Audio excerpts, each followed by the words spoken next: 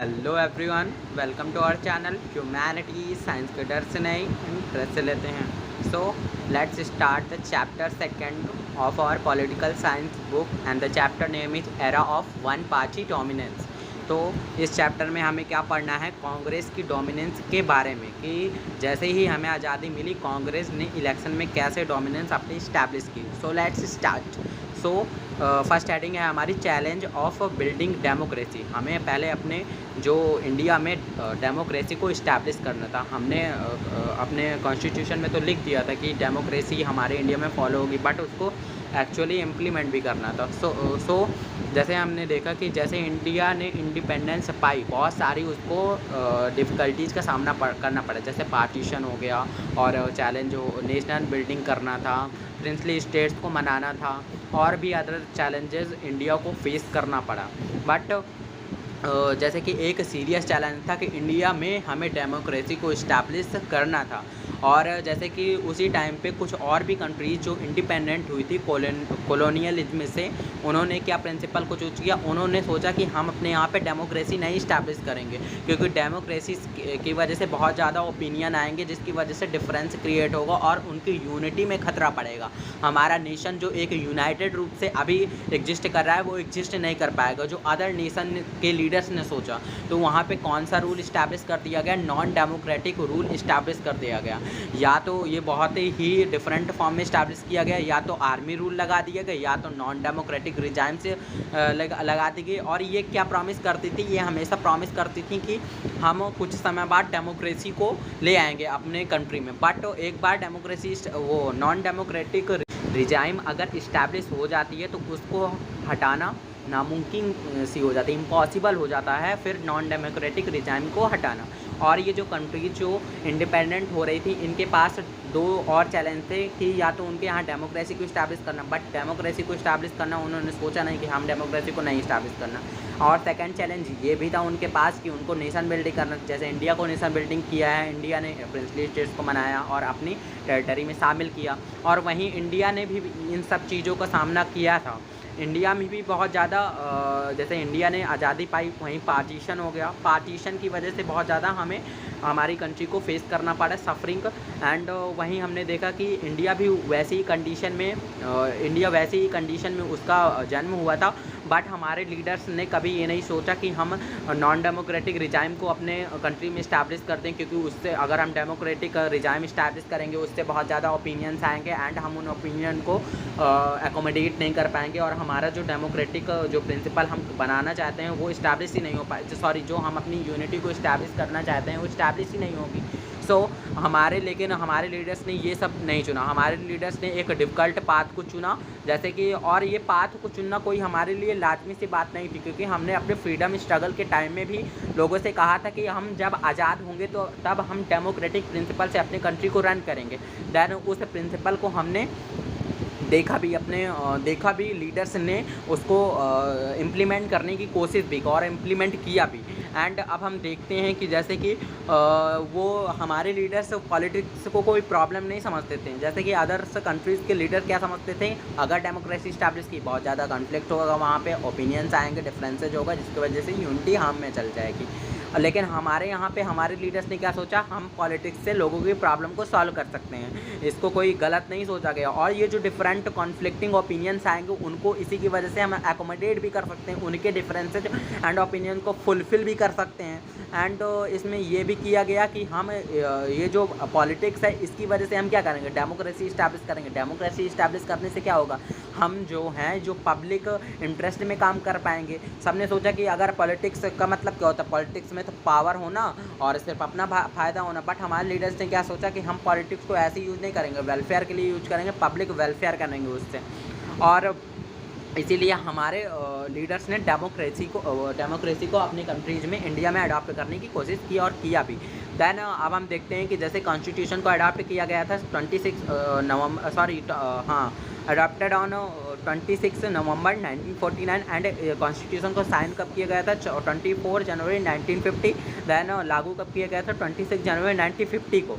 Then अब हम देखते हैं कि जैसे ही कंट्री हमारी आज़ाद हुई वैसे ही इंटरिम गवर्नमेंट रूल करने लगे। इंटरिम गवर्नमेंट कोई भी इलेक्टेड गवर्नमेंट नहीं थी, ये सिर्फ नॉमिनल गवर्नमेंट थी। जो हमारी कंट्रीज़ को कुछ समय के लिए रूल कर रही थी, जब तक हमारे यहाँ पे एक डेमोक्रेटिक बेस्ड गवर्नमेंट नहीं स्टैब्लिश हो जाती।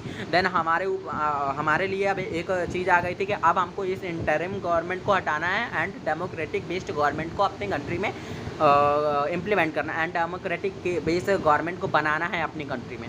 देन हमारे कॉन्स्टिट्यूशन में रूल तो लिख दिया था कि कैसे इलेक्शन होगा, कैसे गवर्नमेंट बनेगी, बट उसको इम्प्लीमेंट भी तो करना था, जिसकी वजह से इलेक्शन कमीशन बनाया गया। इलेक्शन कमीशन को जनवरी 1950 में बनाया गया और election commissioner, first election commissioner कौन थे? सुकुमार सेन। और उस टाइम पे ऐसा सोचा जा रहा था कि कुछ ही समय भैया 1950 में हम इलेक्शन करा देंगे और हमारी गवर्नमेंट बन जाएगी। बट अब देखते हैं कि क्या क्या इलेक्शन कमीशन को कठिनाइयों का सामना करना पड़ा। बट जब हमने इलेक्शन कमीशन ने क्या फेस किया कि ये तो भैया हमें क्या कराना है, फ्री एंड फेयर इलेक्शन कराना है कंट्री में, और कंट्री में क्या करना है, डिलिमिटेशन भी करना होगा। डिलिमिटेशन मतलब कॉन्स्टिट्यूएंसी डिसाइड करना होगा, हर एरिया में कुछ कॉन्स्टिट्यूएंसी बनाना होगा जहाँ से जो लीडर्स होंगे वो लड़ेंगे और गवर्नमेंट बनाएंगे।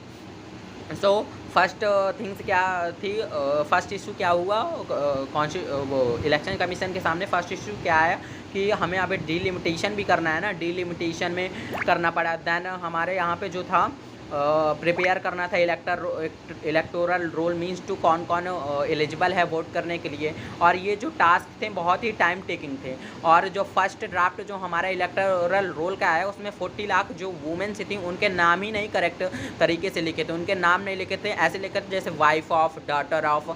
सो इलेक्शन कमीशन ने कहा हम इसको एक्सेप्ट ही नहीं कर सकते हैं ये, क्योंकि ये रिलायबल थोड़ा ना है कि आप किसी के पति के नाम पे महिलाओं को अगर पुकारें तो ये रिलायबल नहीं है।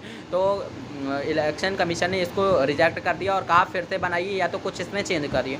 और उस टाइम पे ये भी था कि जैसे कि कभी भी इतने लार्ज स्केल में कभी भी इलेक्शन हुए नहीं थे, इतनी जो हमारा कंट्री का साइज बहुत बड़ा था, यही अनयूजुअल थिंग थी।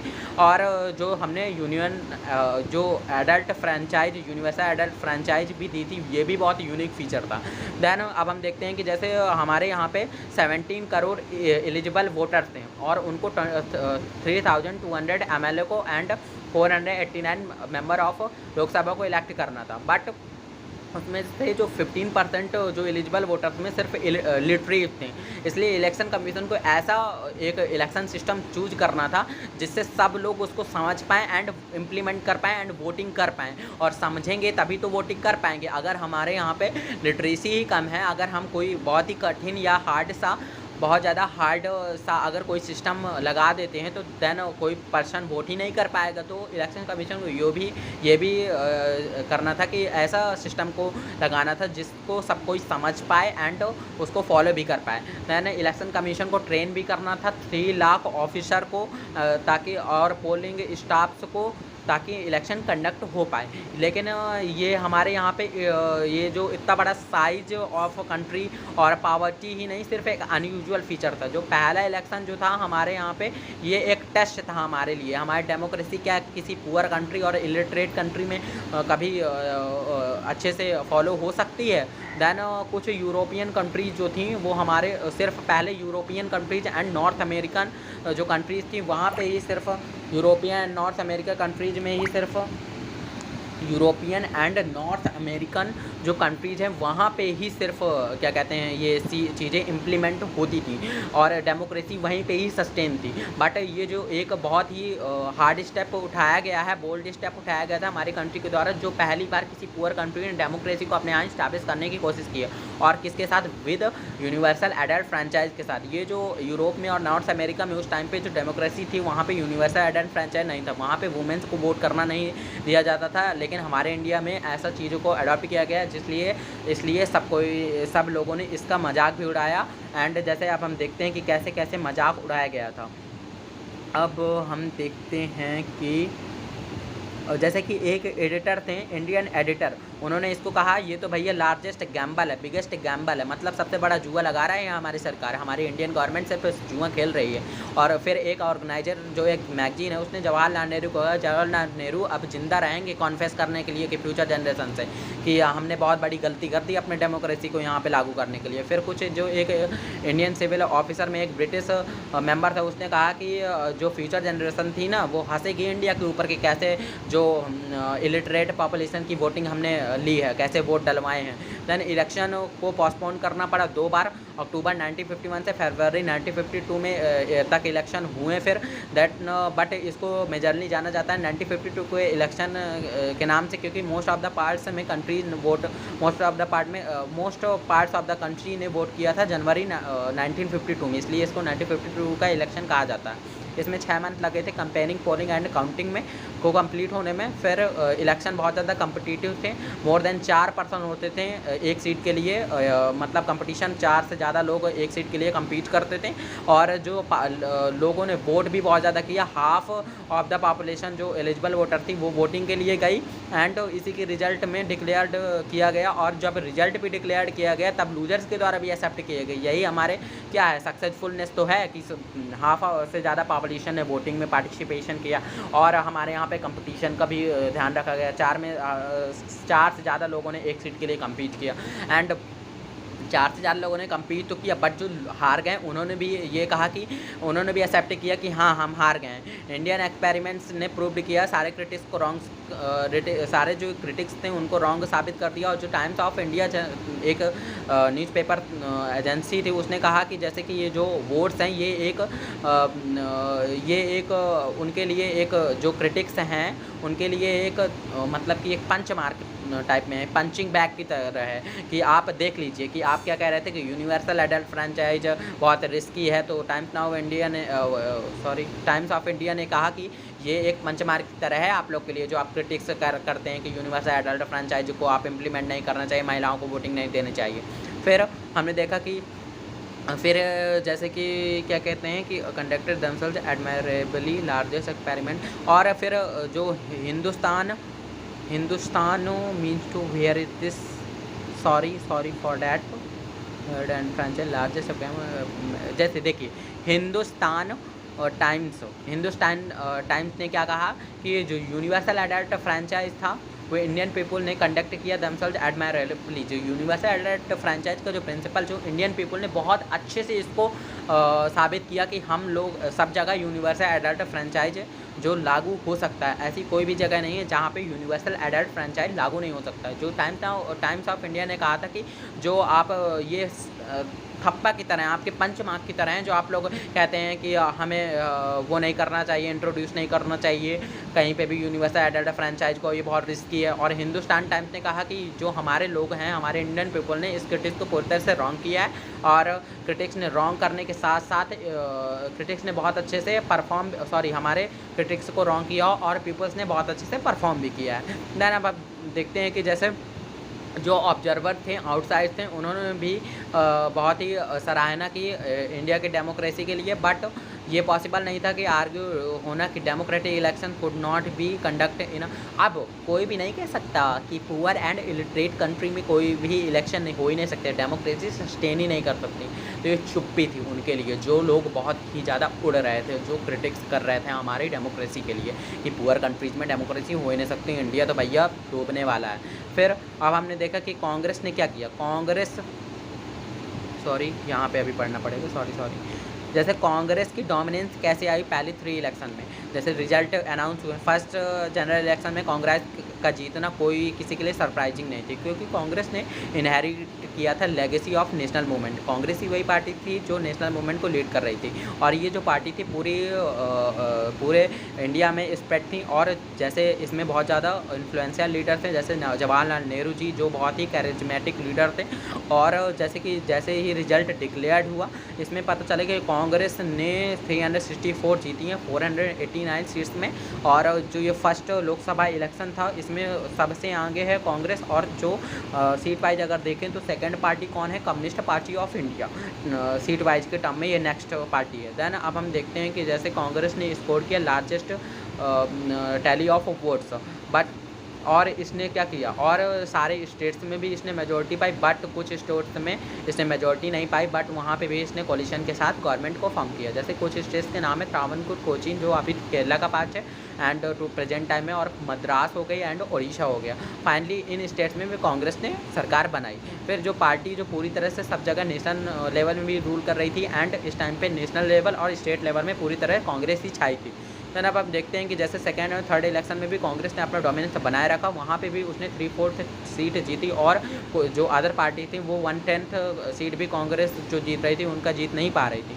देन अब हमने देखा कि कांग्रेस ने majority in few cases, Congress को हर जगह तो स्टेट में मेजोरिटी मिली, बट जब सेकेंड जनरल इलेक्शन हुए स्टेट्स में, वहाँ पे पहली बार किसी नॉन कांग्रेस गवर्नमेंट ने स्टेट्स में अपनी सरकार बनाई। जो वो गवर्नमेंट कौन थी? सीपीआई ने कुछ कोलिशन के साथ यहाँ पे केरला में सरकार बनाई थी, और यहीं पे यही सबसे पहली गवर्नमेंट थी। ये मोस्ट इम्पॉर्टेंट क्वेश्चन बन सकता है आपका कि कौन सी ऐसी अदर पार्टी ने सबसे पहले सरकार बनाई थी किसी स्टेट में। तो सीपीआई ने केरला में कोलिशन के गवर्नमेंट के साथ, कोलिशन के साथ सरकार बनाई थी। और हम अब देखते हैं कि जैसे जो विक्ट्री मिली है कांग्रेस को, और भी एक सिस्टम के द्वारा, जो इलेक्टोरल सिस्टम हमने चूज किया था उसके द्वारा भी ये बहुत ज़्यादा बूस्टेड किया गया है। तो क्योंकि कांग्रेस ने 3/4 सीट तो जीती थी, बट उसको हाफ वोट भी नहीं मिले थे। कांग्रेस ने 45% सिर्फ वोट मिले थे, और लेकिन उससे 74% सीट जीती थी। और जैसे कि सोशलिस्ट पार्टी जो सेकेंड लार्जेस्ट पार्टी थी, उसको 10% वोट मिले थे, बट उसको 3% सीट भी नहीं मिली थी। तो ये किस सिस्टम के द्वारा? First past the post system के द्वारा भी कांग्रेस की विक्ट्री को निर्धारण किया गया है। उसने भी कांग्रेस की विक्ट्री में बूस्ट करने की कोशिश किया है, कांग्रेस की विक्ट्री को।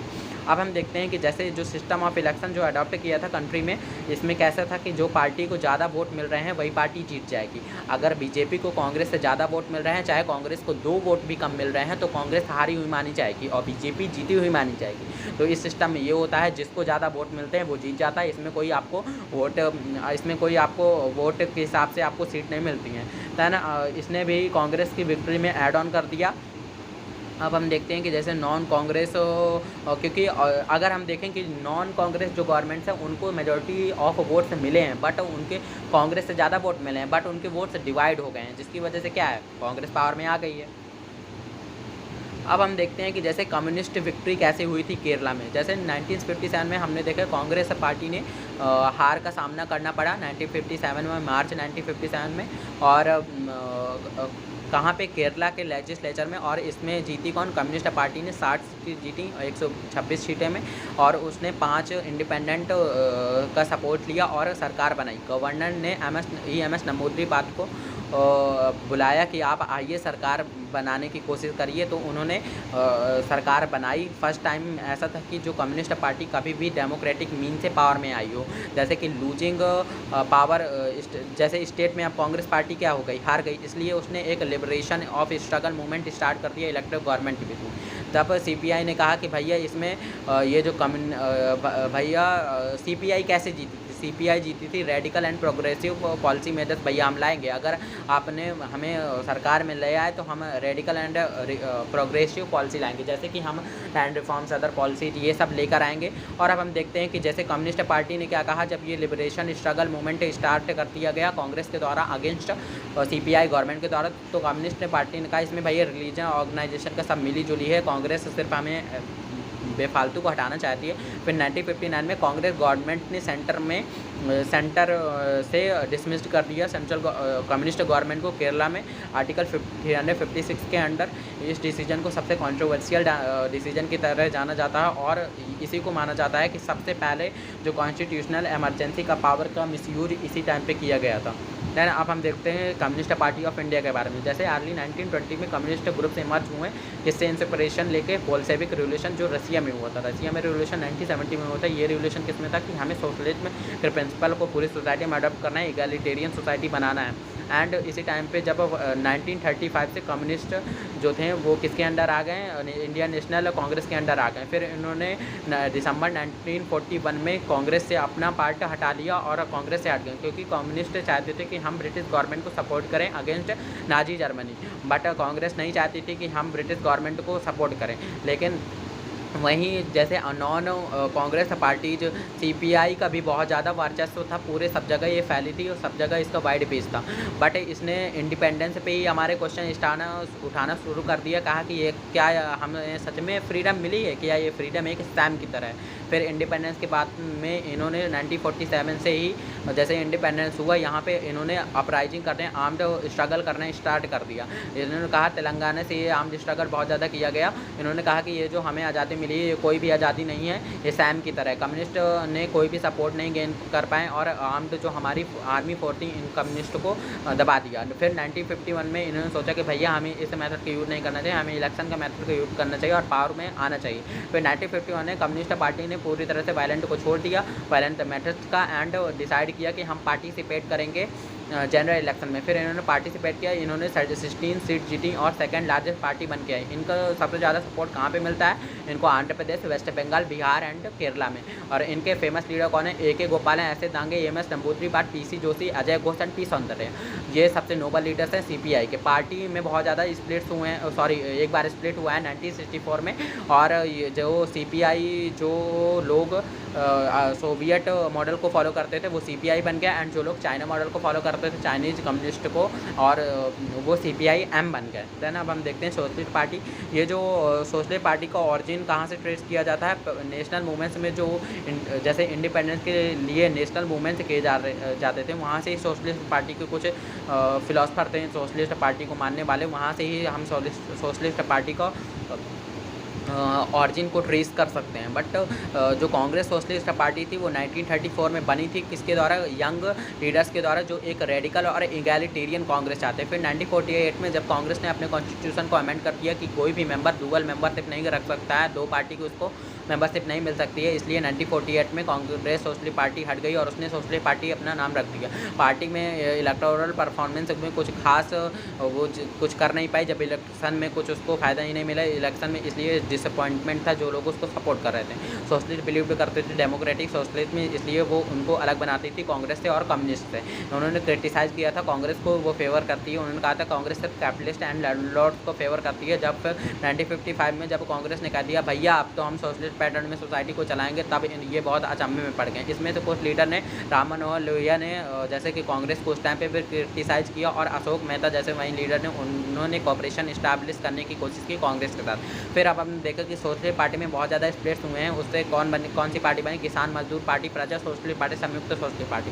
जयप्रकाश नारायण, अच्युत पटवर्धन, अशोक मेहता, आचार्य नरेंद्र देव, राम मनोहर लोहिया, एस एम जोशी इसके famous and eminent personality of leaders हैं। फिर हम बहुत सारी पार्टीज जो अभी हम प्रेजेंट टाइम में देखते हैं उनका ट्रेस कहाँ से पाया जाता है? जैसे समाजवादी पार्टी, राष्ट्रीय जनता दल, यूनाइटेड जनता दल, सेकुलर, उनके ऑरिजिन सोशलिस्ट पार्टी में ही पाया जाता है। अब हम देखते हैं कि जैसे कांग्रेस की डोमिनेंस कैसी थी। इंडिया ही नहीं वो कंट्री थी जहाँ पे एक कंट्री का रूल रहा है, बहुत सारी कंट्री रही हैं जहाँ पे एक कंट्री का सिर्फ वन पार्टी रूल रहा है। इंडिया ही नहीं वो कंट्री थी जहाँ पे वन पार्टी रूल रहा है, बहुत सारी कंट्री रही हैं वहाँ पे वन पार्टी का रूल रहा है। जैसे चाइना, क्यूबा एंड सीरिया, वहाँ पे तो उनका कॉन्स्टिट्यूशन ही उनको अलाउ करता है कि वहाँ पे सिर्फ सिंगल पार्टी रूल हुआ। जैसे Myanmar, Belarus, Egypt and Eritrea में भी जैसे लीगल वाइज और या मिलिट्री प्रेशर की वजह से वन पार्टी रूल रहा है। और जैसे हम देख सकते हैं कि जैसे ताइवान हो गया और कोरिया, ताइवान हो गया, मैक्सिको हो गया, साउथ कोरिया हो गया, यहाँ पे कुछ समय के लिए वन पार्टी रूल रहा है, बट फिर कुछ समय के बाद यहाँ से वन पार्टी रूल हट गया है। फिर अब हम देखते हैं कि जैसे इन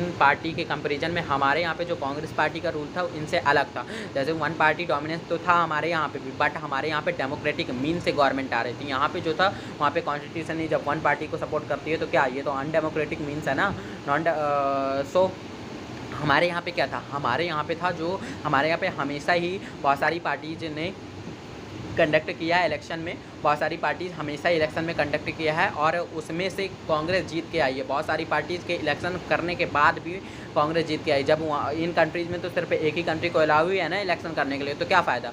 तो हमारे यहाँ फ्री एंड फेयर इलेक्शन हुए हैं। और हम देख सकते हैं कि जैसे कि हमारा जो डोमिनेंस, हमारी कांग्रेस का जो डोमिनेंस है, हम किससे कंपेयर कर सकते हैं? जो अफ्रीकन नेशनल कांग्रेस ने डोमिनेंस क्रिएट किया था साउथ अफ्रीका में जब एंड ऑफ अपार्थाइड हो गया था। फिर अब हम देखते हैं कि जैसे PRI है, ये मैक्सिको की पार्टी है, इसको फाउंड किया गया 1929 में। इसका पहले क्या नाम था? National revolutionary party. इसका बाद में नेम बदल के क्या कर दिया गया था? इंस्टीट्यूशन रिवोल्यूशन पार्टी, जिसको PRI कहते हैं इन स्पेनिश।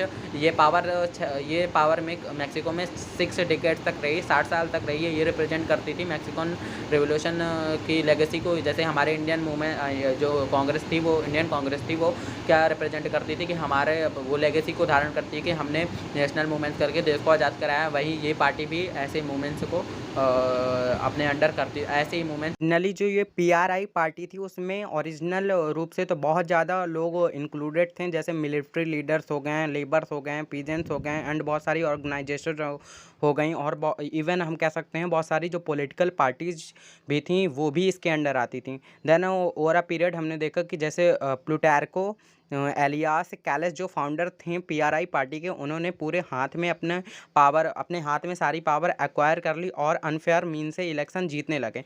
ऐसा होता था कि हर टाइम जब भी इलेक्शन होते थे तो पीआरआई ही जीती थी, चाहे जितने भी रूल्स एंड लॉज हों। ऐसा लगता था कि जो ये रूल्स एंड लॉज बनाए गए हैं ये सिर्फ पीआरआई पार्टी को जिताने के लिए ही बनाए गए हैं, और ऐसा माना जाता था कि जैसे जो इलेक्शन हुए हैं उन वो रिग्ड हुए हैं और मैनिपुलेटेड किए गए हैं रूलिंग पार्टी के द्वारा। और ये जो इसका रूल्स जो था फाइनली किसकी तरह देखा जाता था, जैसे एक डिक्टेटरशिप के द्वारा, जैसे एक परफेक्ट डिक्टेटरशिप चल रही है मैक्सिको में। फिर फाइनली जैसे प्रेसिडेंट इलेक्शन होते हैं 2000 में मैक्सिको में, देन पीआरआई पार्टी हार जाती है। देन अब हम कह सकते हैं कि जो मैक्सिको है वो अब एक वन पार्टी डोमिनेंट कंट्री नहीं है, अब उसमें मल्टी पार्टी पावर में आ सकती हैं, ना कि सिर्फ पीआरआई ही पार्टी में आ सकती है, पावर में आ सकती है। बट जैसे कि जो टैक्टिक्स, जैसे जो भी चीज़ें, जो एक्टिविटीज पीआरआई ने किया उससे बहुत ज़्यादा लोगों के बीच में एक बहुत ज़्यादा सरप्राइजनेस एंड बहुत ज़्यादा शौक की भावना आ गई थी कि कैसे कोई किसी को जो हम भरोसा कर रहे हैं वो कैसे हमारा भरोसा तोड़ रही है। तो वो बिलीव ही नहीं कर पा रहे थे कुछ समय तक कि क्या जो नई पार्टी आ रही हैं वो पीआरआई के क्या ये अलग होंगी पार्टी पीआरआई से, या ये भी पीआरआई के जो मेथड्स हैं उसको फॉलो करेंगी और अनडेमोक्रेटिक रूल को मैक्सिको में इस्टेब्लिश करे रहेंगी। तो ये चीज़ें थी। देन अब हम देखते हैं कि जैसे जो कांग्रेस है वो कांग्रेस से इतनी ज़्यादा जो सक्सेस वो कैसे गेन कर पा रही थी। फर्स्ट थिंग ये थी कि उसने लेगेसी हासिल की थी फ्रीडम मूवमेंट्स की, जैसे वही एक पार्टी थी जो लीड कर रही थी हमारे नेशनलिस्ट मूवमेंट को, जिससे हमें अपनी कंट्री को फ्रीडम दिलानी थी। एंड सेकेंड थिंग ये था जो ये जो पार्टी थी ये पूरे जगह ही फैली थी, मतलब लोकल लेवल तक भी इसकी मौजूदगी थी, और इसमें और भी चीज़ें थी। और भी हम देखते हैं कि जैसे उस टाइम पे जैसे लीडर्स जो थे जिन्होंने हमें फ्रीडम दिलाई थी वही इलेक्शन में लड़ रहे थे, तो लोगों को उनके ऊपर भरोसा था कि हमें इस लीडर को जिताना है क्योंकि इसी ने हमको आज़ादी दिलाई है। देन हम देखते हैं कि जैसे ये एक पार्टी बहुत ज़्यादा वेल ऑर्गेनाइज्ड पार्टी थी, लोकल लेवल में भी इस्टेब्लिश थी ये पार्टी। और जैसे कि हम देखते हैं कि जैसे जो अदर पार्टी जो थी, कांग्रेस के अलावा जो पार्टीज थी वो अभी अभी बनी थी, और जो चीज़ें वो पार्टी अडॉप्ट करती थी वो जैसे वो सोचती थी कि हमें ये चीज़ को इम्प्लीमेंट करना, अपनी पॉलिसी में अपने कंपेन में करना है, वो चीज़ें जो है कांग्रेस इम्प्लीमेंट कर चुकी होती है। जो सोचते थे वो लोग वो अपने कंपेन में कांग्रेस ले आती थी उस टाइम तक। देन अब हमने देखा कि जैसे ये लेंथ एंड ब्रेड्थ में पूरी फैली हुई थी। और एक चीज़ जो है जिसने कांग्रेस की सक्सेस को बहुत ज़्यादा बूस्ट कर दिया जो था एफपीटीपी सिस्टम। और जैसे इसका इंक्लूसिव नेचर जो है, कांग्रेस का जो इंक्लूसिव नेचर है वो भी बहुत ज़्यादा इफेक्टिव, वो भी बूस्ट करता है कांग्रेस की विक्ट्री को in the first general election of India. Then अब हम देखते हैं कि कैसे कांग्रेस इंक्लूसिव थी और कौन कौन से ग्रुप कांग्रेस में एग्जिस्ट करते थे। तो कांग्रेस में सोशल कोलिशन थी एंड आइडियोलॉजिकल कोलिशन थी। अब जैसे हम अब कांग्रेस की हिस्ट्री देखते हैं तो जैसे 1885 में जब कांग्रेस बनी थी वो प्रेशर ग्रुप की तरह बनी थी। प्रेशर ग्रुप क्या होता है?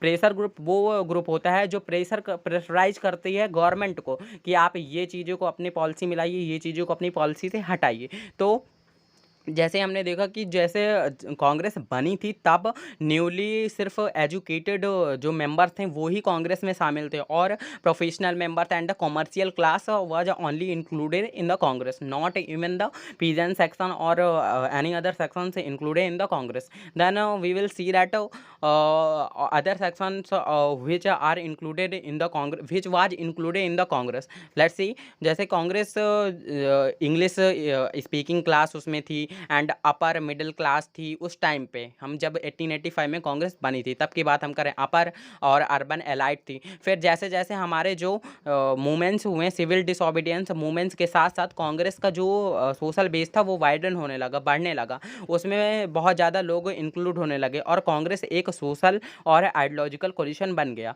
तो कैसे social and ideological coalition Congress बना? कांग्रेस सिविल डिसोबीडियंस जो मूवमेंट्स हर टाइम हुए उनकी वजह से कांग्रेस जो है वो एक सोशल एंड आइडियोलॉजिकल कोलिशन बन पाया। तो अब हम देखते हैं कि कौन कौन से ग्रुप हर सिविल डिसोबीडियंस मूवमेंट से कांग्रेस में इंक्लूड होने लगे। देन जैसे कि इसकी वजह से कांग्रेस क्या बन गया, एक रेनबो लाइक स्ट्रक्चर बन गया। रेनबो लाइक मतलब उसमें सब लोग इंक्लूड हो गए। जैसे रेनबो में 7 कलर होते हैं ना, तो वो ज़्यादा मेनली यही कलर दिखते हैं हमें आसपास में। तो वैसे ही कांग्रेस, जब कांग्रेस में जो लोग थे, जो कांग्रेस में पर्सन थे, वो ही सारे जो सोसाइटी थी, सोसाइटी में जितने भी ग्रुप्स थे वो सब कांग्रेस में शामिल थे। देन अब हम देखते हैं कि जैसे कि ये जो ग्रुप्स थे, ये जो इंक्लूड हो रहे थे, इनको ये नहीं था कि आप अगर आप उसमें इंक्लूड हो रहे हैं तो आपको अपनी आइडियोलॉजी को छोड़ना होगा, और या तो आपको अपनी आइडियोलॉजी को छोड़ना होगा, आपको सिर्फ जो कांग्रेस कह रही है वो आपको करना होगा। नहीं, वो अपनी कांग्रेस में एग्जिस्ट करते थे अपनी आइडियोलॉजी के साथ, तभी तो वो कांग्रेस को एक इफेक्टिवनेस प्रोवाइड करते थे। अगर वो सिर्फ एक कांग्रेस की आइडियोलॉजी में फॉलो करें, एक सिर्फ लीडर की आइडियोलॉजी में फॉलो करने, लीडर की आइडियोलॉजी को फॉलो करने लगे, तो कांग्रेस का जो ये सोशल बेस है वो वाइडन कैसे हो पाएगा। तो अब हम देखते हैं कि जैसे कांग्रेस में कौन कौन से लोग इंक्लूडेड थे। कांग्रेस एक सोशल कोलिशन कैसा था, अभी हम आइडियोलॉजिकल कोलिशन भी पढ़ेंगे। देन हम देखते हैं कि सोशल कोलिशन में कौन कौन से लोग कांग्रेस में इंक्लूडेड थे। जैसे कि हम देखें कि पीजेंट्स इंक्लूडेड थे, वहीं इंडस्ट्रियलिस्ट भी थे, अर्बन डवेलर्स थे, वहीं विलेजर्स भी थे, एंड वर्कर थे तो वहीं ऑनर भी थे, and middle, lower and upper classes and caste भी थे। और अब हम देखते हैं कि जैसे आइडियोलॉजिकल कोलिशन कैसे था। आइडियोलॉजी में जैसे थी, वहीं पे रिवोल्यूशनरी थे तो वहीं पैसिफिस्ट थे। रिवोल्यूशनरी कौन होते हैं? जो रिवोल्यूशन में बिलोंग करते हैं, बिलीव करते हैं, जो वॉर में बिलीव करते हैं। पैसिफिस्ट वो होते हैं जो वॉर में बिलीव नहीं करते हैं। और लेफ्ट राइट आइडियोलॉजिकल ग्रुप्स थे, एंड सेंटर पार्टी, सेंटर जो जिनका दोनों तरफ थे, जो लेफ्टिस्ट भी थे और राइटिस्ट भी थे वो भी थे, और कंजर्वेटिव्स थे और रेडिकल्स भी थे। देन एक्सट्रीमिस्ट थे, वहीं मॉडरेट्स भी थे। देन अब हम देखते हैं कि इतने ज़्यादा जो numerous groups and interest Congress में इंक्लूड थे वो कैसे मैनेज होते थे। जैसे कि ये जो कांग्रेस में ये जो सिविल डिसोबीडियंस के बाद, हर सिविल डिसोबीडियंस के बाद जो ये ग्रुप्स इंक्लूड हुए कांग्रेस में, वो उसके बाद भी रहे। जब हमारा देश आज़ाद हो गया तब भी कांग्रेस में ये ग्रुप्स एग्जिस्ट करते रहे, तभी तो वो कांग्रेस जीत पाई उस इलेक्शन में, फर्स्ट जनरल इलेक्शन में। जैसे कि ये और हम देखें तो पार्टीज भी कांग्रेस के अंदर एग्जिस्ट करती थी। जैसे सोशलिस्ट पार्टी जो थी वो बनी ही कांग्रेस के अंडर थी। पहले वो कांग्रेस सोशलिस्ट पार्टी थी, देन वो सोशलिस्ट पार्टी बनी थी जब 1948 में कांग्रेस ने अपना कॉन्स्टिट्यूशनल चेंज कर दिया, कॉन्स्टिट्यूशन को अमेंड कर दिया था कि कोई भी पर्सन दो सिटीजनशिप नहीं ले सकता, उसको सिर्फ एक ही पार्टी की सिटीजनशिप हासिल होगी, तब वो सोशलिस्ट पार्टी बनी थी। पहले तो वो कांग्रेस सोशलिस्ट पार्टी ही थी ना। देन अब हम देखते हैं कि जैसे कि contain not resolve difference and build a consensus। इसमें कंसेंसस की बहुत ज़रूरत पड़ती थी। जैसे कि कोई भी मुद्दा है तो उसमें सबकी सहमति होनी बहुत ज़्यादा ज़रूरी थी, तभी तो वो डिसीजन पारित होगा। अगर एक लोगों ने भी कह दिया तो वहीं पे कॉन्फ्लिक्ट अराइज हो जाएगा ना, क्योंकि हर सेक्शन ऑफ सोसाइटी इंक्लूडेड है कांग्रेस में। तो फिर हम देखते हैं कि tolerance and management of faction. इन जो फैक्शन थी वो कैसे टॉलरेट करते थे एक दूसरे को, और एक दूसरे को कैसे मैनेज करते थे। देखते हैं कि जैसे ये कांग्रेस, जैसे कोलिशन लाइक स्ट्रक्चर था कांग्रेस, ये उसको एक स्ट्रेंथ की तरह प्रोवाइड करता था। ये कोई वीकनेस नहीं थी कांग्रेस के लिए, ये एक स्ट्रेंथ थी। फर्स्टली एक कोलिशन में क्या होता है, एकोमोडेट होना होता है। सारे ग्रुप्स की बातों को एकोमोडेट करना भी बहुत ज़्यादा ज़रूरी होता है। हम किसी एक ग्रुप को नहीं ज़्यादा फेवर कर सकते हैं। तो जैसे उस टाइम पे ये जो ग्रुप्स आते थे कांग्रेस में, एग्जिस्ट करते थे, तो उनको आने से पहले कांग्रेस में जब वो एंटर करते थे उससे पहले उनको अवॉइड करना होता था एक एक्सट्रीमिस्ट पोजीशन। मतलब कि आपको सिर्फ डट के ही नहीं रहना कि भैया मैं तो हो गया, कि भैया मैं एक ही बात में अड़ा रहूँगा, क्योंकि क्योंकि कांग्रेस में वहीं अगर आप एक्सट्रीमिस्ट बन जाएंगे तो वहीं मॉडरेट्स भी हैं, कंजर्वेटिव्स भी हैं। तो उसमें क्या है कि आपको एक अपना ये जो एक्सट्रीमिस्ट भावना है, एक्सट्रीमिस्ट आइडियोलॉजी, आपको ज़्यादा एक्सट्रीमिस्ट नहीं हो, एक्सट्रीमिस्ट वो नहीं है, आइडियोलॉजिकल नहीं है। एक्सट्रीमिस्ट का मतलब एक अड़ना, कि जैसे आप अड़ना नहीं है कोई बात में, आपको एकोमोडेट करना है एंड एक दूसरे को टोलरेट करना है। तो जैसे ये जो कोलिशन था उसको क्या समझा जाता था? कोलिशन क्या था? हॉलमार्क था किसके लिए? कंप्रोमाइज एंड अगर इंक्लूसिवनेस है कोलिशन में तो वो हॉलमार्क है। अगर ये चीज़ें नहीं है कोलिशन में तो वो कोलिशन किसी काम का नहीं होता है, क्योंकि कॉम्प्रोमाइज एंड इंक्लूसिवनेस ही कोलिशन को साथ में जोड़े रहता है। तो कोलिशन का लिए हॉलमार्क क्या है? Compromise and inclusiveness. देन अब हम देखते हैं कि जैसे ये जो स्ट्रैटेजी थी कोलिशन की, इसकी वजह से जो अपोजिशन में पार्टीज थी उनको बहुत ज़्यादा इफेक्ट हुआ, क्योंकि वो जो प्रोग्राम लाती थी वो तो कांग्रेस में पहले से एग्जिस्ट करेगा ना। जैसे मान लीजिए कि जैसे सोशलिस्ट पार्टी, उसने कहा भैया हम तो सोशलिस्ट आइडियोलॉजी को फॉलो करते हैं, हम तो सिर्फ भैया सोशलिस्ट आइडियोलॉजी को फॉलो करेंगे। तो वहीं पे कांग्रेस में भी तो वो ग्रुप एग्जिस्ट कर रहा है ना, कांग्रेस क्योंकि आइडियोलॉजिकल कोलिशन है तो उसमें वो आइडियोलॉजी पहले से ही एग्जिस्ट कर रही है। तो क्या हो गया? तो जो अपोजिशन पार्टी है उसको एक झटका लगा, उसको एक बहुत ज़्यादा डिफेम होना पड़ा, क्योंकि डिफेम तो होना ही पड़ेगा, क्योंकि कांग्रेस को क्या है, कांग्रेस तो फेमस होगी, आप डिफेम हो गए, क्योंकि कांग्रेस को बहुत ज़्यादा सपोर्ट मिलता था। देन अब हम देखें कि जैसे फर्स्टली हम देख लिया कि कोलिशन में एकोमोडेशन बहुत ज़्यादा ज़रूरी है, और जो भी लोग एंटर कर रहे हैं उनको एक एक्सट्रीमिस्ट पोजीशन नहीं एक्वायर करना है। और सेकंड थिंग क्या है? Second thing, wait, coalition did not both these things. Secondly, एक पार्टी में क्या होता है, नेचर ऑफ कोलिशन में आपको एक टोलरेंस भी होना चाहिए, एक दूसरे के प्रति टोलरेंस भी होना चाहिए, और इंटरनल जो डिफरेंस हैं उसको भी अकोमोडेट करना चाहिए लीडर्स के द्वारा। जैसे बहुत सारे सेक्शंस हैं उनको बीच में टोलरेंस होना चाहिए, और एक जो लीडर है उनकी बातों को अकोमोडेट भी करना चाहिए। बहुत सारे जो ग्रुप्स हैं उनकी जो एस्पिरेशन है उनको अकोमोडेट भी करना चाहिए। ये नहीं होना चाहिए कि आपने इग्नोर कर दिया एक सेक्शन को, और भी जो मेजॉरिटी ऑफ सेक्शन है उनको आपने सिर्फ सपोर्ट प्रोवाइड कर दिया। तो ये नहीं होना चाहिए। पहले हमने देखा कि क्या होना चाहिए। तो फर्स्ट थिंग ये है कि जब आप एंटर करोगे तो आपको एक्सट्रीमिस्ट जो आपकी आइडियोलॉजी है उसको छोड़ना होगा।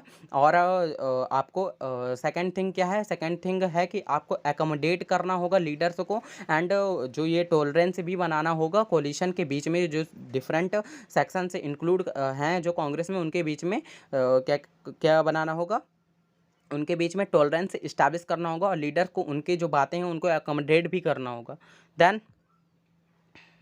यही कैरेक्टर हैं कोलिशन के। देन अब हम देखें कि जैसे ये जो कोलिशन एग्जिस्ट करता था, ये जो कोलिशन इफ़ नॉट, अगर हम देखें कि जैसे ये अगर कोई ग्रुप है वो हैप्पी भी नहीं है कोई बात से, तो वो कांग्रेस में रहेगा, ना कि वो कांग्रेस को छोड़ के चला जाएगा, अपोजिशन में चला जाएगा, क्योंकि वहाँ पे उसको बात रखने का मौका तो दिया जा रहा है कि आप बात रखो, आप वहाँ पे सॉल्व करो, आपकी बात को सुना जाएगा और एकोमोडेट भी किया जाएगा। इसी फंक्शन के कारण जो भी ग्रुप से अनहैप्पी भी होता था कांग्रेस से, वो भी एग्जिस्ट करना था, ना कि अपोजिशन पार्टी बन जाता था। और जैसे ये ग्रुप्स जो पार्टी के इनसाइड होते थे इनको क्या कहा जाता था? इनको फैक्शंस कहा जाता था। और जो ये कोलिशन नेचर है कांग्रेस का, तो उसमें टॉलरेट करना बहुत ही इम्पॉर्टेंट है, एंड एकोमोडेट करना भी बहुत ज़्यादा इम्पॉर्टेंट है।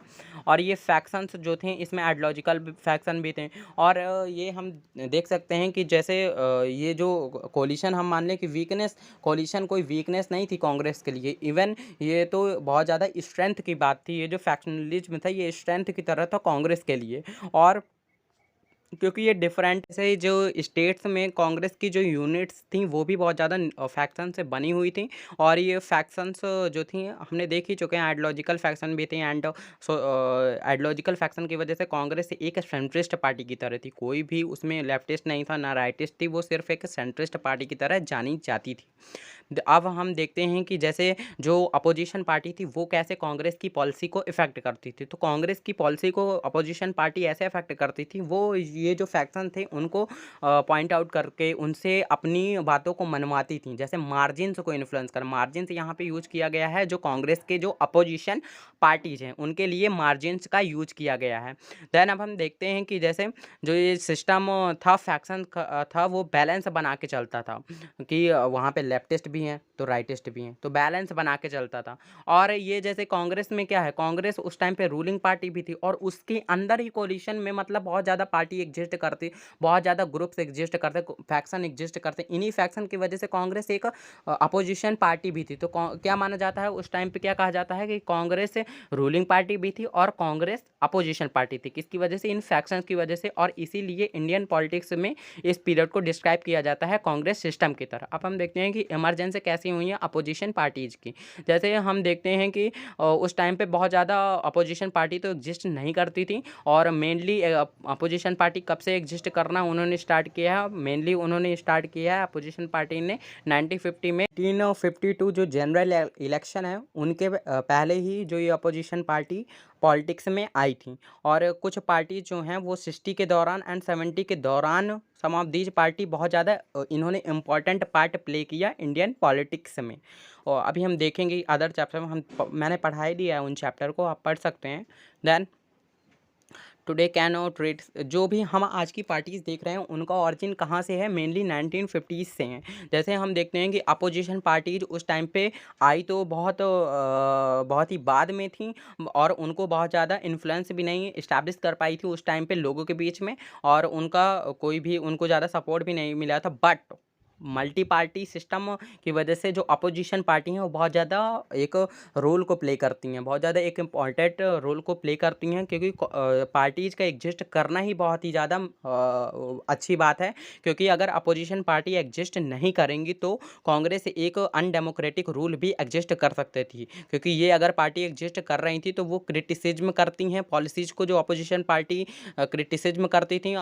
जो पॉलिसी बना रही है कांग्रेस, अगर कुछ भी गलत पॉलिसी बना रही है तो कांग्रेस की इन पॉलिसी को अपोजिशन पार्टी क्रिटिसाइज भी करती थी। एंड ये चेक बना के एंड बैलेंस बनाने की कोशिश करती थी ताकि अनडेमोक्रेटिक रूल ना कांग्रेस के द्वारा इस्टेब्लिश कर दिया जाए हमारे इंडिया में की पॉलिटिक्स में। इसलिए जो पॉलिटिक्स को अलाइव किसने रखा था, मतलब कि डेमोक्रेटिक पॉलिटिक्स को अलाइव किसने करके रखा था? यही अपोजिशन पार्टीज ने ही अलाइव करके रखा था। अगर आप वो क्या कहते हैं, अपोजिशन पार्टी अगर नहीं एग्जिस्ट करती तो मे बी कांग्रेस क्या अनडेमोक्रेटिक रूल इस्टेब्लिश कर सकती थी हमारे इंडिया में। अब हम देखते हैं कि जैसे अर्ली ईयर्स में बहुत ज़्यादा रिस्पेक्ट होती थी जो अपोजिशन लीडर्स की कांग्रेस के द्वारा। कांग्रेस तो रूलिंग पार्टी थी बट अपोजिशन पार्टी में जो लीडर थे उनकी बहुत ज़्यादा रिस्पेक्ट किया करती थी कांग्रेस जैसे इंटरिम गवर्नमेंट उस टाइम पे बनी थी जिसने रूल किया था कंट्री को। इंडिपेंडेंस डिक्लेरेशन होने के बाद फर्स्ट जनरल इलेक्शन में भी जो अपोजिशन पार्टीज के लीडर्स को भी इंक्लूड किया गया था। जैसे डॉक्टर बी आर अम्बेडकर जो थे एंड श्यामा प्रसाद मुखर्जी जो थे उनको भी मिनिस्टरशिप प्रोवाइड की गई थी। एंड जवाहरलाल नेहरू जी बहुत ज़्यादा इन्फ्लुएंस थे सोशलिस्ट आइडियोलॉजीज़ के, इसलिए उन्होंने सोशलिस्ट लीडर जैसे जयप्रकाश नारायण जी को बुलाया था अपनी गवर्नमेंट को ज्वाइन करने के लिए, बट उन्होंने मना कर दिया था, उन्होंने कोई भी मिनिस्टरशिप हासिल नहीं की थी।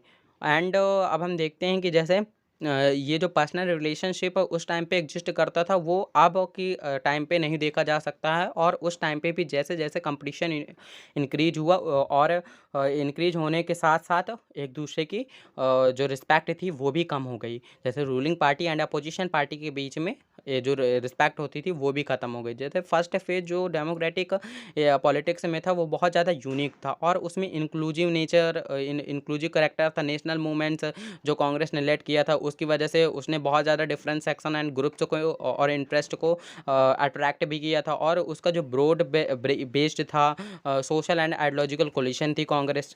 अब हम देखते हैं कि जैसे जो कांग्रेस ने रोल प्ले किया है फ्रीडम स्ट्रगल में, इसकी वजह से उसने इस चीज़ को इसने बहुत ज़्यादा कांग्रेस की विक्ट्री में इन्फ्लुएंस किया है। जैसे हम धीरे धीरे देखेंगे कि कांग्रेस की डोमिनेंस फिर ख़त्म भी हुई, ये हम पढ़ा चुके हैं ये चैप्टर्स में। अब चलिए देखते हैं कि भारतीय जनसंघ क्या थे। भारतीय जनसंघ 1951 में स्टैब्लिश हुई थी। श्यामा प्रसाद मुखर्जी इसके फाउंडर थे।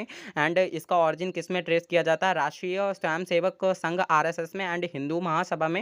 एंड जनसंघ जो था वो डिफरेंट था अदर पार्टीज से, किसमें? आइडियोलॉजी में एंड प्रोग्राम्स में। इसके जो ये एम्फेसिस करता था कि one nation one culture and one country one culture and one nation में ये एम्फेसिस करता था।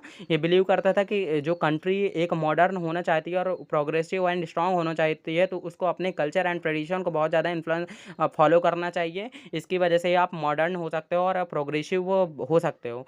जैसे इसने कहा था कि हमें इंडिया एंड जो ये पाकिस्तान से इंडिया हट गया है उसको जोड़ देना चाहिए एंड अखंड भारत बनाना चाहिए। इस पार्टी ने क्या भी और भी एजिटेशन किया था, जैसे इंग्लिश को ऑफिशियल लैंग्वेज को बनाने को उसमें, और हिंदी को बहुत ज़्यादा प्रमोट किया है इस पार्टी ने। और इस पार्टी ने अपोज किया है कि जैसे आप जो ये रिलीजियस एंड कल्चरल माइनॉरिटीज़ हैं इनको जो आप कंसेशन प्रोवाइड कर रहे हैं ये भी आपको नहीं प्रोवाइड करना चाहिए इन पार्टी इन सेक्शन को। ये भी इस पार्टी ने बात रखी थी। और डेवलपिंग इसने बहुत ज़्यादा एम्फेसिस किया है कि हमें न्यूक्लियर स्टेट बनना चाहिए। जब 1964 में चाइना ने अपना न्यूक्लियर एक्सप्लोजन कर दिया था तब इस पार्टी ने बहुत ज़्यादा डिमांड रखी थी कि अब इंडिया को भी न्यूक्लियर एक्सप्लोजन कर देना चाहिए। फिर 1950 में जनसंघ एक बहुत ही कम उसको वोट मिलते थे, जैसे वो सिर्फ 3 सीट एक्वायर कर पाई थी फर्स्ट जनरल इलेक्शन में 1952 के, फिर 4 सीट एक्वायर कर पाई थी 1957 के इलेक्शन में। अर्ली ईयर्स में इसको बहुत ज़्यादा सपोर्ट कहाँ से मिलता था, अर्बन एरियाज से, जैसे जहाँ पे हिंदी स्पीकिंग स्टेट्स राजस्थान हो गया, मध्य प्रदेश हो गया, दिल्ली हो गया, उत्तर प्रदेश हो गया। दैन पार्टी के जो ये लीडर्स थे इसमें कौन कौन से थे, जैसे हो गया श्यामा प्रसाद मुखर्जी, दीनदयाल उपाध्याय एंड बलराज मधोक। भारतीय जनता पार्टी भी इससे ही, भारतीय जनता पार्टी का ऑरिजिन कहाँ से हुआ है, इसी पार्टी से भारतीय जनता पार्टी का ऑरिजिन भी हुआ। अब हम देखें कि स्वतंत्र पार्टी क्या थी। स्वतंत्र पार्टी फॉर्म हुई थी अगस्त 1959 में, जब किसके बाद, नागपुर जब रिजोल्यूशन हो गया था कांग्रेस का उसके बाद हुआ था। और इसमें जो नागपुर रिजोल्यूशन में कांग्रेस ने क्या बात की थी, हमें लैंड सीलिंग करना है एंड जो फूड ग्रेन्स का ट्रेड है स्टेट के द्वारा उसमें भी टेक ओवर लेना है एंड एडॉप्शन करना है हमें कोऑपरेटिव फार्मिंग के। इसके मेनली कौन कौन से लीडर हैं, जैसे सी गोपाल राजागोपालाचारी, के एम मुंशी, एन जी रंगा, मीनू मशानी। ये पार्टी बहुत ज़्यादा अलग थी, इसका बहुत ज़्यादा सोचना अलग था दूसरी पार्टी से। स्वतंत्र पार्टी जो थी उसमें ये चाहती थी कि जो गवर्नमेंट का बहुत कम रोल होना चाहिए इकोनॉमी को कंट्रोल करने में। अगर आपको प्रॉस्पेरिटी लानी है तो प्रॉस्पेरिटी तब आ सकती है जब आप इंडिविजुअल को खुद की फ्रीडम दे रहे हैं कि वो अपने आप को डेवलप कर पाए एंड वो अपने डिसीजन खुद से ले पाए, और आप वो गवर्नमेंट का ज़्यादा उस पर कंट्रोल ना हो, तभी एक कंट्री प्रोग्रेसिव एंड प्रॉस्पेरिटी आ सकती है उस कंट्री में। और ये भी बहुत ज़्यादा इन्होंने ये कहा था कि नेशनलाइजेशन नहीं होना चाहिए और सेंट्रलाइज्ड प्लानिंग नहीं होना चाहिए और पब्लिक सेक्टर का रोल कम होना चाहिए और फ्री प्राइवेट सेक्टर होना चाहिए। स्वतंत्र पार्टी अगेंस्ट थी कि जो लैंड सीलिंग हो रही है एग्रीकल्चर में इसके खिलाफ थी एंड अपोज करती थी कोऑपरेटिव फार्मिंग को एंड स्टेट ट्रेडिंग को। एंड इसने और भी ज़्यादा अपोज किया, जैसे प्रोग्रेसिव टैक्स रिजाइम्स थे, टैक्स जो आप लगा रहे हैं, और डिमांड की इन्होंने कि जो लाइसेंसिंग सिस्टम है आप ख़त्म करिए।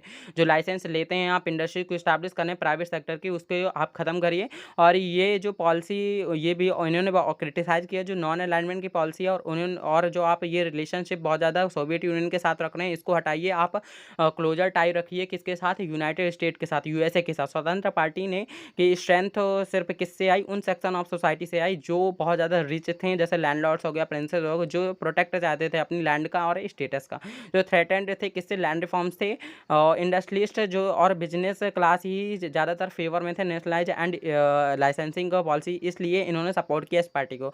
ये जो पार्टी थी वो कैसे अपने बेस को स्ट्रॉन्ग करती है, ये स्टेट की पार्टी के साथ मर्ज हो जाती थी और अपने बेस को स्ट्रॉन्ग करती थी, बट इसको बहुत ज़्यादा सपोर्ट नहीं मिला और इसने अपना सपोर्ट खो दिया, जिसकी वजह से ये पार्टी बहुत ज़्यादा इन्फ्लुएंशियल नहीं साबित हुई।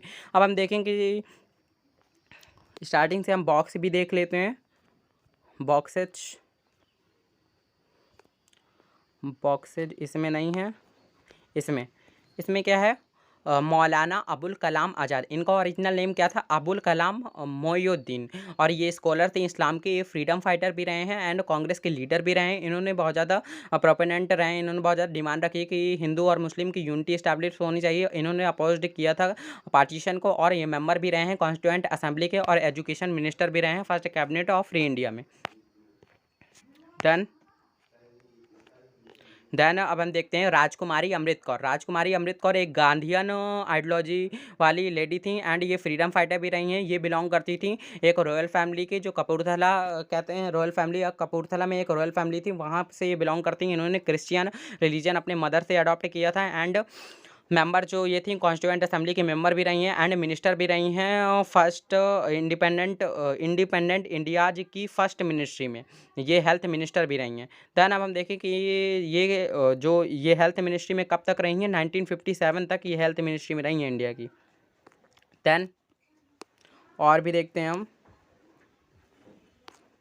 ए के गोपालन कौन थे, कम्युनिस्ट लीडर रहे हैं केरला के, इन्होंने वर्कड किया है, कांग्रेस वर्कर रहे हैं एंड वर्कड किया है कांग्रेस में एंड कम्युनिस्ट पार्टी में। कब ये ज्वाइन हुए, 1939 में जब स्प्लिट हो गया कम्युनिस्ट पार्टी का 1964 में, ये फिर communist party of India Marxism में जुड़ गए हैं और इन्होंने स्ट्रेंथिंग करने की कोशिश किया है इस पार्टी को और रिस्पेक्ट किया है। ये पार्लियामेंट के मेंबर भी रहे हैं और मेंबर रहे हैं पार्लियामेंट के कब से, 1952 से।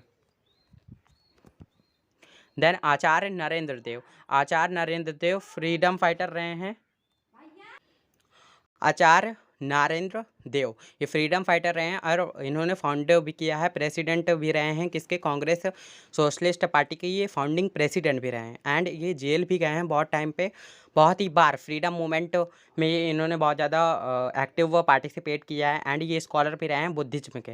दैन इंडिपेंडेंस के बाद इन्होंने किसको लीड किया है, सोशलिस्ट पार्टी को एंड लेटर फिर प्रजा सोशलिस्ट पार्टी को। दैन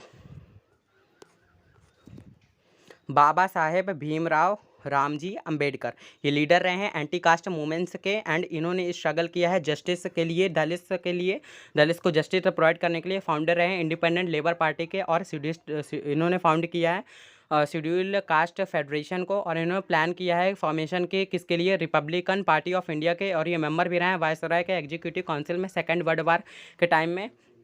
ये चेयरमैन भी रहे हैं ड्राफ्टिंग कमेटी के, जो कॉन्स्टिट्यूएंट असेंबली थी उसके जो ड्राफ्टिंग कमेटी थी उसके चेयरमैन भी रहे हैं और ये मिनिस्टर भी रहे हैं नेहरू की फर्स्ट कैबिनेट में इंडिपेंडेंस के बाद में। और इन्होंने रिजाइन भी किया था 1951 में डिफरेंस की वजह से हिंदू कोड बिल के, और इन्होंने 1956 में अडॉप्ट किया था बुद्धिज्म रिलीजन को, जिसमें इन्होंने बहुत ज़्यादा फॉलोअर्स को गेन भी किया था। अब रफ़ी अहमद किदवई ये कांग्रेस के लीडर भी रहे हैं और ये लीडर कहाँ से रहे हैं, उत्तर प्रदेश से रहे हैं। ये 1957 तक उत्तर प्रदेश के लीडर रहे हैं और ये फर्स्ट मिनिस्टर जो थी, फर्स्ट मिनिस्ट्री थी फ्री इंडिया की, उसमें ये कम्युनिकेशन मिनिस्टर भी रहे हैं और फूड एंड एग्रीकल्चर मिनिस्टर रहे हैं 1952 से 1954 तक। देन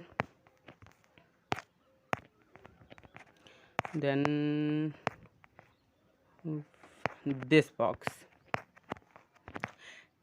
श्याम प्रसाद मुखर्जी ये लीडर रहे हैं हिंदू महासभा के एंड ये फाउंडर प्रेसिडेंट रहे हैं भारतीय जनसंघ के, और ये मिनिस्टर भी रहे हैं नेहरू की कैबिनेट में आफ्टर इंडिपेंडेंस के। इन्होंने रिजाइन भी किया था 1950 में क्योंकि इनका डिफरेंस हो गया था पाकिस्तान के इशू के, जो हम रिलेशन रख रहे थे पाकिस्तान के साथ। ये मेंबर भी रहे हैं कॉन्स्टिट्यूएंट असेंबली के और ये फर्स्ट लोकसभा के मेंबर रहे हैं एंड अपोज किया था इन्होंने इंडिया के जो फर्स्ट इंडिया की जो पॉलिसी थी ऑफ ऑटोनॉमी, जो जम्मू कश्मीर को बहुत ज़्यादा ऑटोनॉमी दे रहे थे, उसमें बहुत ज़्यादा इन्होंने प्रोटेस्ट ऑर्गेनाइज किया था, जिसकी वजह से इनको अरेस्ट कर लिया गया था और इनको डिटेंशन के टाइम पे जो कश्मीर पॉलिसी की उसमें ये जो एजिटेशन कर रहे थे उसकी वजह से इनको अरेस्ट कर लिया गया था, जिसकी वजह से इनकी डेथ भी हो गई थी डिटेंशन के टाइम में। अब देखें कि दीनदयाल उपाध्याय जो RSS के वर्कर हैं 1942 से एंड ये फाउंडर मेंबर रहे हैं भारतीय जनसंघ के, और ये जनरल सेक्रेटरी और बाद में प्रेसिडेंट भी रहे हैं भारतीय जनसंघ के,